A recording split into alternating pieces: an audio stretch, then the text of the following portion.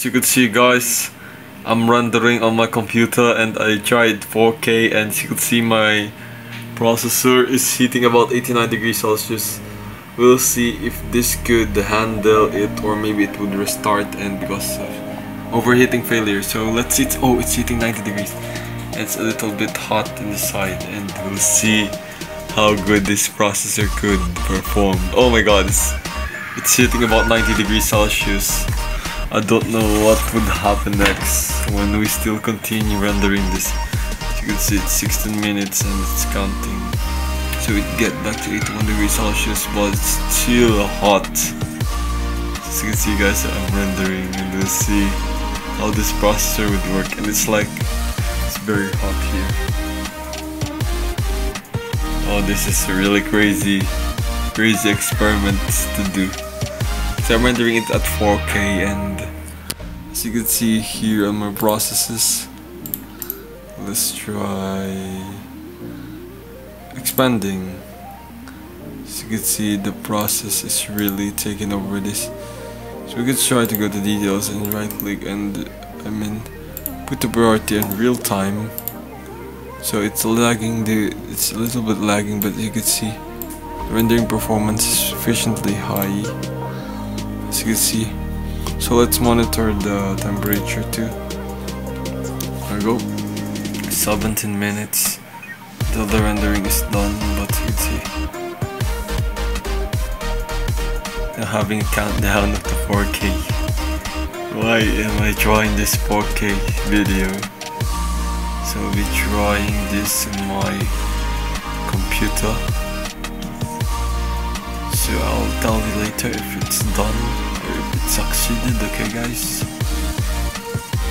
So it's done rendering after about, I think, 10 minutes, 8 minutes. And it's really hot on my computer. Oh, I feel the heat. It's like I'm boiling water. So i7 is really hot. I feel the heat. So let's see this 4K. Okay, yeah, oh my gosh, it's so hot, guys. So I'm gonna be trying to see if I would try to open Intel Extreme Tuning Utility. So as you can see, my processor is heating about 40 degrees Celsius, and I'm gonna be trying to turn on my, what do you call this, Intel Extreme Tuning Utility. I will see how much temperature with this. As you can see, the temperature, it's for about degrees that really shut this PC off. So as you can see, I just launched some application and it hit 56 degrees. So I pressed run benchmark, and as you can see, the temperature is increasing, and it just rebooted, and it didn't have a testing procedure. So as you can see, guys, so that's not a good sign that your computer would just restart because of just some extreme tuning utility, and I'm not overclocking this system. So guys, if I were you, I'm gonna be changing my processor's thermal grease. That might do the trick. So guys, thank you for watching. I'll try to buy some thermal paste for this PC, as it's not very good that it's shutting down because of that thing. Okay.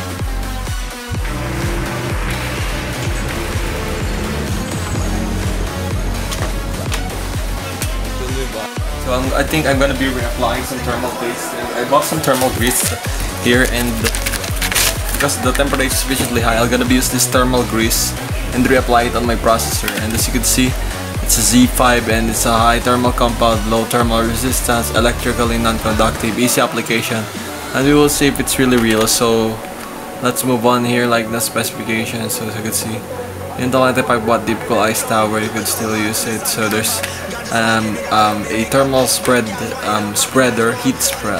I mean the thermal grease spreader. So I would now disassemble this. So I'm gonna be stop talking right now, and I'll be doing some very fast timeline. Okay, guys.